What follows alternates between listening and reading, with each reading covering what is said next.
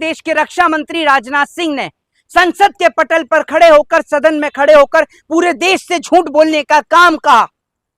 राजनाथ सिंह को तत्काल अपने पद से इस्तीफा देना चाहिए। राजनाथ सिंह सदन में खड़े होकर कहते हैं कि अगर आपको पूछना है तो यह पूछिए कि ऑपरेशन सिंदूर के दौरान हमारे किसी जवान को तो क्षति नहीं पहुंची, तो उसका जवाब है नहीं। और पीछे बैठे तमाम भारतीय जनता पार्टी के नेता सदन में जो है टेबल को पीटने का काम करते हैं, तालियां बजाने का काम करते हैं। लेकिन जब अब पता चला कि ऑपरेशन सिंदूर के दौरान भारत देश के 6 जवान शहीद हो गए, वो भी तब पता चला जब वॉर मेमोरियल पर उन 6 जवानों का नाम ऐड होता है। तब पता चलता है कि हमारे 6 जवान ऑपरेशन सिंदूर के दौरान शहीद हो गए। बड़ी बात यह है कि आप पूरे वॉर मेमोरियल को खंगाल लीजिए, ना तो उस एक भी नाम में किसी भाजपा नेता का नाम मिलेगा, ना उसके बेटे का नाम मिलेगा, ना किसी मेंबर ऑफ पार्लियामेंट का नाम मिलेगा, ना किसी संघ और आरएसएस के लोगों का नाम मिलेगा। इस देश के लिए शहादत देने वाले हिंदू, मुस्लिम, सिख, ईसाई सब आम लोग आपको मिलेंगे, कोई भाजपा का नेता नहीं मिलेगा। आज भारत देश की स्थिति यह है कि सरहद पर जवान शहीद हो रहा है तो सदन में इतना मुखर होकर झूठ बोला जा रहा है, क्योंकि सेना के अंदर किसी नेता के बच्चे नहीं है ना, सेना के अंदर तो आम किसान के बच्चे हैं जिनके पिताजी मजदूरी कर रहे हैं, और उन्हीं किसानों के ऊपर लाठी भांजने का काम देश की सरकार करती है। आपको याद होगा जी, रक्षा मंत्री राजनाथ सिंह ने अभी तक माफी तक नहीं मांगी। मैं आपको बता रहा हूं, माफी मांगने की बात तो बहुत दूर की है।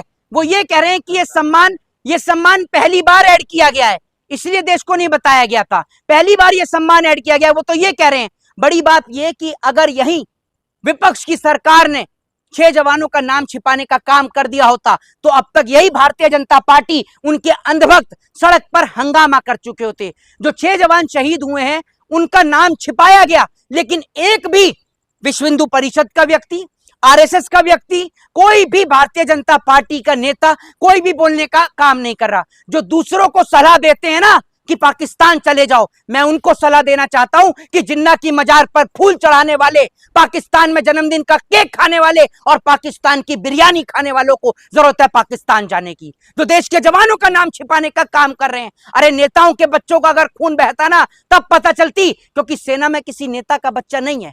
नेताओं के बच्चे तो विदेश में पढ़ रहे हैं, बढ़िया आलीशान यूनिवर्सिटी में पढ़ रहे हैं। इस देश के आम नागरिक से पूछ के देखिए कि कैसे वो अपने सीने पर दर्द झेल रहा है। आप भारत को कहां से आगे बढ़ाएंगे? आपकी औकात है भारत को आगे बढ़ाने की? भारत को कई सौ साल पीछे लाके आपने खड़ा कर दिया। आज सुबह जब उठते हैं, टीवी चैनल और अखबार देखते हैं तो पता चलता है कि यहां किसी मुसलमान ने हिंदू को मार दिया, वहां किसी हिंदू ने मुसलमान को मार दिया। आप मुझे ये बताइए, आज देश की आजादी के बाद भी देश में क्या परिवर्तन हुआ है? जब अंग्रेज हिंदू मुसलमान को लड़ाते थे, अंग्रेजों को भगाया तो अंग्रेजों की जगह भाजपा के लोगों ने ले ली। जब एक हिंदू मुसलमान को मारता है तो भाजपा के लोग बड़ा खुश होते हैं, जब एक मुसलमान हिंदू को मारता है तो भी ये लोग बड़ा खुश होते हैं। वो इसलिए क्योंकि ये लोग सोचते हैं कि इनकी रणनीति सफल हो रही है। इस देश का आम आदमी शिक्षा से दूर हट रहा है, हिंदू और मुसलमान के नाम पर एक दूसरे का खून बहा रहा है। वो वक्त भी हमें, सुन लीजिए, वो वक्त भी हमें अच्छी तरीके से याद है जब मुलायम सिंह यादव ने देश के जवान का पार्थिव शरीर घर पर नहीं आया करता था। स्वर्गीय मुलायम सिंह यादव ने एक कानून बनाया जिसके तहत हमारे देश का जवान जब शहीद हुआ तो उसका पार्थिव शरीर घर पर आना शुरू हुआ, और सर्वोच्च सम्मान के साथ देश के सैनिक को, शहादत को, जो जिन्होंने शहादत दी इस देश के तिरंगे के लिए, अपने प्राणों की आहुति दे दी, उनको सर्वोच्च सम्मान के साथ अंतिम विदाई दी जाती थी। लेकिन आज वो दौर आ गया कि देश के जवान शहीद हो गए और उनकी शहादत को छुपाया जा रहा है। जिस देश के तिरंगे के लिए उन्होंने अपनी जान दे दी, इस देश के लिए शहादत दे दी, आप उनकी शहादत को छिपाते हो। आपको शर्म आनी चाहिए। पहलगांव में जब आतंकी हमला हुआ तब आपने इस्तीफा नहीं दिया, पुलवामा की घटना हुई तब आपने इस्तीफा नहीं दिया, रेल पटरी से उतर गई रेल मंत्री ने इस्तीफा नहीं दिया, पेपर लीक हो गया शिक्षा मंत्री ने इस्तीफा नहीं दिया, कृषि मंत्री खुद खा गया, कृषि मंत्री ने इस्तीफा नहीं दिया। आपकी सरकार को शर्म आनी चाहिए, और आप लोग इस देश के नाम पर सबसे बड़ा धब्बा हो। आप जैसे लोगों को शर्म आनी चाहिए, और आपको इस देश से माफी मांगनी चाहिए।